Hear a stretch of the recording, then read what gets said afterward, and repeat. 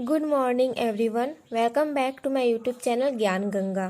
तो आज मैं आप सबके लिए बहुत ही इम्पोर्टेंट भूगोल सब्जेक्ट से क्वेश्चन लेकर आई हूँ 12th क्लास, जो एग्ज़ाम में पूछ सकता है 5 मार्क्स क्वेश्चन आंसर। तो चलिए हम स्टार्ट करते हैं अपना क्वेश्चन आंसर। तो फर्स्ट है, रोपण कृषि क्या है, इसके 4 मुख्य लक्षण बताइए। बहुत ही इम्पोर्टेंट है यह क्वेश्चन, पूछ सकता है जरूर कि रोपण कृषि क्या है। 2 मार्क्स में भी पूछ सकता है या फिर हो सके तो 5 मार्क्स में भी पूछ सकता है। तो चलिए हम स्टार्ट करते हैं अपना आंसर। जब कृषि कार्य एक बड़े पैमाने पर एक ही फसल के क्षेत्र में किया जाता है तो उसे रोपण कृषि कहा जाता है। इसके मुख्य लक्षण निम्नलिखित हैं। फर्स्ट, इस प्रकार की कृषि में केवल एक ही फसल की उपज इतनी बड़ी मात्रा में होती है जैसे कि किसी कारखाने में माल तैयार हो रहा हो। सेकंड है, इस प्रकार की कृषि में बड़ी अधिक मात्रा में धन की आवश्यकता पड़ती है क्योंकि यह कृषि छोटे पैमाने पर नहीं हो सकती। साथ में नए वैज्ञानिक औजारों और मशीनों की आवश्यकता पड़ती है जिन पर बहुत खर्च आता है।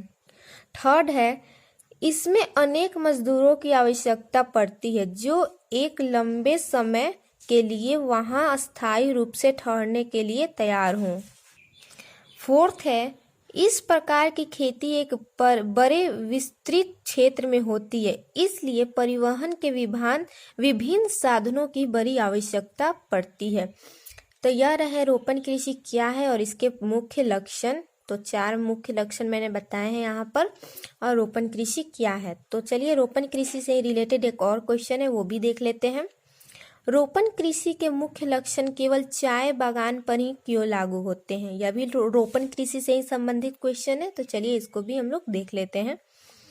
आंसर है, बागानों पर अंग्रेजों ने एक बड़े पैमाने पर पहले ही खेती आरंभ कर रखी थी, इसलिए भारतीयों को सभी सामान बना बनाया मिल गया। वैसे भी चाय की उपज के लिए जलवायु और उपयुक्त स्थान भारत में एक बड़ी मात्रा में मिल जाते हैं, इसलिए भी बड़े पैमाने पर चाय की खेती संभव हो पाई है। इस समय चाय की उपज में भारत का मुकाबला करने वाले कम देश ही हैं, जबकि कहवा और कोको की उपज में अनेक अन्य देश भारत से कहीं आगे हैं, जैसे ब्राजील।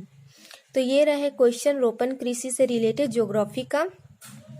12th क्लास में भी पूछ सकता है या फिर 10th क्लास में भी पूछ सकता है।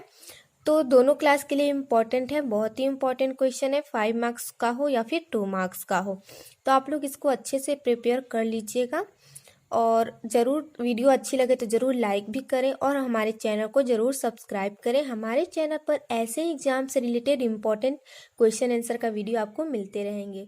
That's all, thank you so much.